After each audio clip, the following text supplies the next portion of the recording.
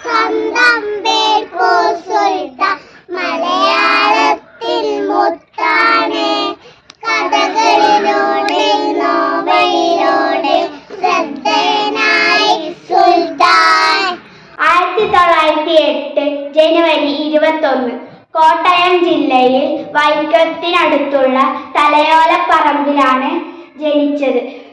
പ്രേമലേഖനം, വിശ്വവിഖ്യാതമായ മൂക്ക്, പാത്തുമ്മയുടെ ആട്, മരപ്പാവ, മതിലുകൾ എന്നിങ്ങനെ രചനകളുണ്ട്. മുഹമ്മദ് ബഷീറിന്റെ ആനപ്പൂട മോഷണത്തിന്റെ കഥയാണിത്. കൊലക്കൊമ്പനായ ഒരാനയുടെ വലിയ രോമം മോഷ്ടിക്കാൻ വേണ്ടിയാണ് നായകൻ ശ്രമിക്കുന്നത്. അതും സ്വന്തം ആവശ്യത്തിന് വേണ്ടിയല്ല, പ്രിയ സഹപാഠി രാധാമണിക്ക് വേണ്ടിയാണ് മോഷ്ടിക്കുന്നത്. വളരെ ആസ്വാദകരവും ഹാസ്യവും നിറഞ്ഞ രചനയാണ് ബഷീറിന്റെ മാന്ത്രികപ്പൂച്ച. ബഷീറിന്റെ മകൾ ഷാഹിന തനിക്ക് ഒരു കളിക്കൂട്ടുകാരി ഇല്ലാത്തതിനാൽ പിതാവിനോട് സങ്കടം പറഞ്ഞു. ആ പ്രശ്നം പരിഹരിക്കാൻ മകൾക്കൊരു പൂച്ചയെ വാങ്ങിക്കൊടുത്തു. കൈസുക്കുട്ടി എന്ന് പേരിട്ടു. കൈസുക്കുട്ടി എന്ന പൂച്ച വീടിന്റെ സൗഭാഗ്യമാണെന്നറിയുകയും നീലാണ്ടൻ എന്ന് പേരിടുകയും ചെയ്തു. പെൺപൂച്ച പെട്ടെന്ന് ആൺപൂച്ചയായപ്പോൾ എല്ലാവരും അതിനെ മാന്ത്രിക പൂച്ച എന്ന് വിളിച്ചു തുടങ്ങി. പെട്ടെന്നൊരു ദിവസം പ്രത്യക്ഷപ്പെടുന്നതുമാണ് കഥ.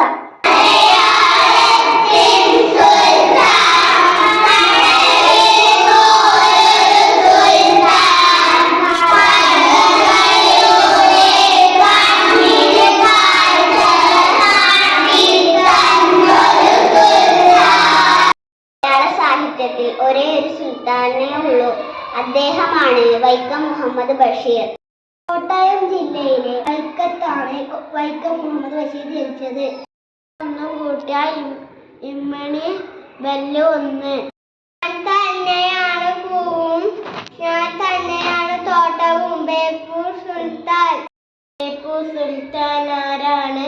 വൈക്കം മുഹമ്മദ് ബഷീറാണ്.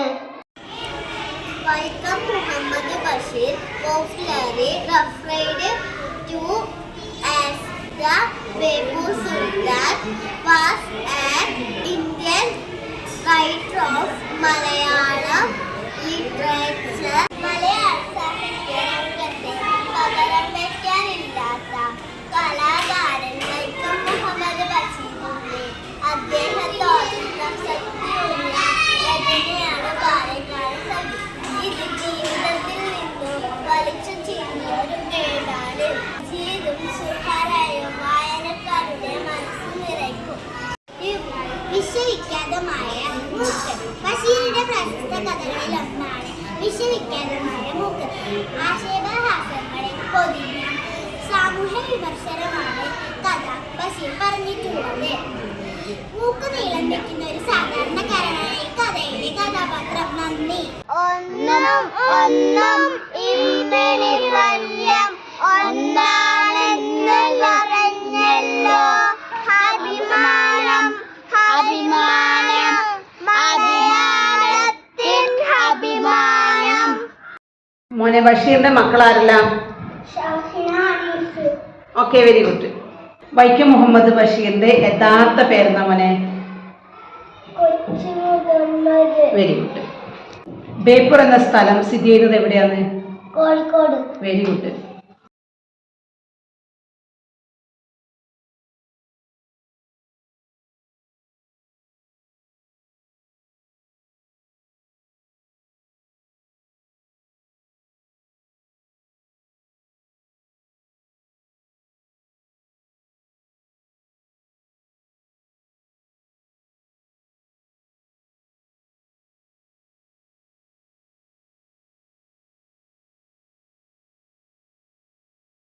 ബഷീറേ, എടാ ബഷീറേ.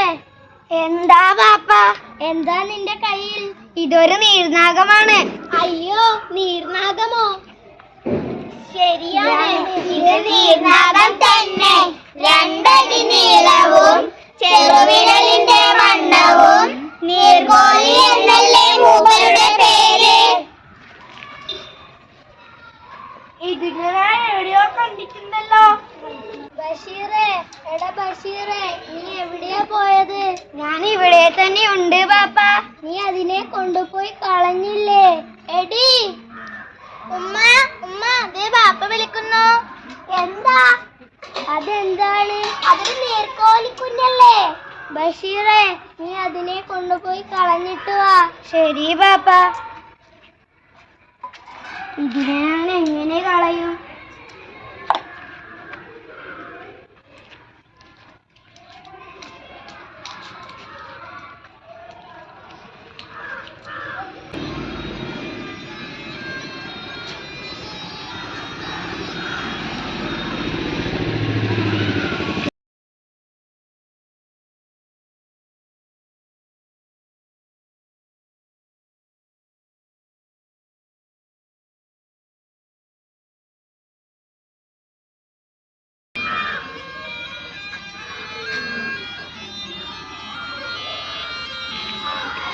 ബേപ്പൂർ സുൽത്താൻ എന്നറിയപ്പെടുന്ന വൈക്കം മുഹമ്മദ് ബഷീറിന്റെ നീർനാഗം എന്ന കഥയുടെ നാടകാവിഷ്കാരമാണ് ഇവിടെ നടന്നത്.